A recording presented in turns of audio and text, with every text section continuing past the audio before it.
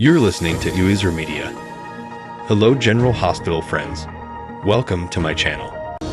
Before starting the video, please go ahead and hit the subscribe button and give this video a like up. Ted King was a popular character on General Hospital, where he played twin Alcazar mobsters Louis and Lorenzo. His most recent daytime role was playing Jack Finnegan on The Bold and the Beautiful. The soap opera veteran will return to television in a new series, and the best thing is that he will be joined by another well-known Port Charles resident. King posted on Instagram that all that's left to do after many months of shooting this new series is wait and hold on, and watch for your eyes to catch it. Heavy Hitters, which also stars Adam Huss, ex-Nicholas, surrounds the nation's top baseball prospects as they go through a pre-draft combine to prove they are the best. And of course, what fun would it be if there was a little bit, or a lot, of drama involved on and off the field? King will play Slater Smith, who runs the combine, with Huss as Coach Rob Mitchell, and viewers can expect to see former Major League Baseball pros Joe Zarijo and Nelson Figueroa in the mix as well. Plus, for you longtime Days of Our Lives fans, look for Catherine Mary Stewart, the original Kayla, in the role of Evelyn. The day before the series' official wrap, Huss posted a bunch of photos and videos and shared, "We wrapped a lot of gems today. I smile watching these guys do their thing, because they've all got that it factor. Can't wait for you all to see this one." Will you be heading to your own personal grandstands to watch these heavy hitters? Let us know in the comment section. While King and Huss characters deal with the drama on and off the field, some of your favorite soap personas will be doing the same. Check out our November sweeps photo gallery below to find out who's hooking up, who's getting smacked down, and everything in between. Since General Hospital paired Sam and Dante, their portrayers had grown closer than ever before. You become fast friends with people that you work with like that. Dominic Zamprogna tells Soap Opera Digest. You're in the trenches of 14, 15-hour days and shooting nights, and everyone in the crew becomes like family. You argue and love each other like family does. And the 3.5 years that we were together on the show were a big, important time of my life and in my character's life. And I got to know Kelly in a way that I'd never known her before, he adds. She's a remarkable person. She's tough as nails and admirable in so many ways, and it's been cool to become a friend of hers. And that won't end. It's just that there is still an ending because you're not working with someone anymore. Along the way, Zamprogna discovered that there was more to Monaco than met the eye. She is softer than her tough Philly exterior, and I never knew that side of her before working with her, he says.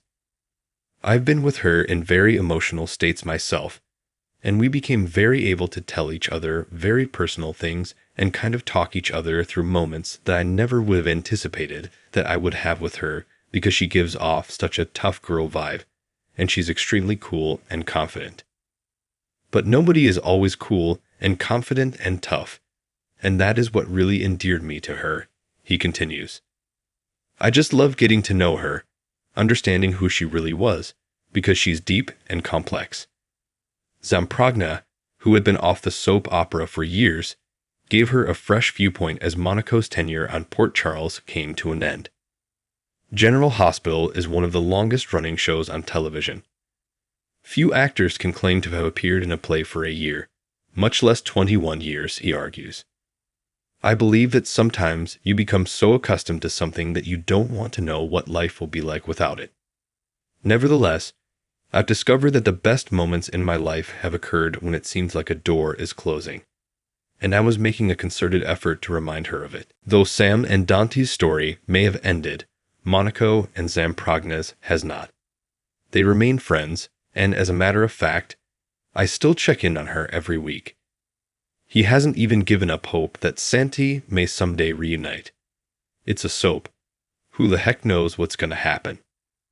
As with almost all things Jack Wagner and Christina Wagner back in Frisco and Felicia's heyday, you could say that their daughter's birth was about 90% humor and 10% heart. But that would imply that there wasn't plenty of emotion running through the whole event. Either way, the two certainly kept us laughing through almost the whole experience, even as their love for each other shone through the humor. Maxie's birth was not easy for Felicia. Actually, Frisco's reaction to Maxie's birth was not easy for Felicia. The mom-to-be was perfectly serene from the moment she called Frisco in her sad clown Halloween costume to let him know that her labor had started to when she delivered Maxie in the time it takes to wash your hands. Frisco, on the other hand, drove her crazy, whether scrubbing her clown makeup off a bit too vigorously or insisting she was in pain when the only pain in the room was him. Then he had to be ushered out in a wheelchair due to the contractions he claimed he was having from sympathetic labor. Once he was gone, Felicia could finally relax a bit as the doctor checked on her. Outside, Frisco kept spiraling with his brother Tony, who was walking around in what seemed to be a cow costume. It had a tail. That doctor's been in there quite a long time, hasn't he? Only in terms of seconds, Tony deadpanned. The second Tony's back was turned, though, Frisco barged back in to elbow the doc away and pestered his wife some more. After snapping at him unsuccessfully to go away, Felicia set him off to call her grandmother for her and hopefully buy a few moments of peace. Realizing the nervous dad was going to be a problem in the delivery room, Tony, meanwhile, hatched a plan to keep him out. Trap him in the scrub room. There, the brothers washed and scrubbed, with Tony insisting they had to be completely germ-free for the delivery. Annoyed but worried, Frisco kept scrubbing and scrubbing and scrubbing, until the doctor came in and announced to the stunned dad that both mother and baby were doing well. Frisco rushed out with his sparklingly clean hands to meet his daughter, and from that moment on, the mood swung away from comedy to embrace the beauty of what had happened. Would you look at that? The new dad breathed in wonder when he saw his baby for the first time. Then Frisco's nervousness switched from overbearing to shy caution when Felicia asked if he wanted to hold their daughter. He, like so many new fathers, worried that he'd drop his infant. Felicia gently assured him he'd be fine, and Frisco picked the soon-to-be-named Maxie up and introduced himself. "Hi, I'm your daddy," he cooed. "You can call me Frisco." "It's a miracle, isn't it?" Felicia rhetorically asked with a little smile. Frisco looked from their baby to his wife and replied, "I've never loved you more than I love you right now." And then, as they kissed, for a few brief moments, all was right in the world. Even if it did take a few more days for them to get their act together enough to give their daughter a name. Maria Maximiliana Maxie Jones. And now that we've relived the story of her birth, it seems like it might be time to relive Maxie's life. Thank you for watching this video. Please subscribe my OSR Media to our channel and stay with us.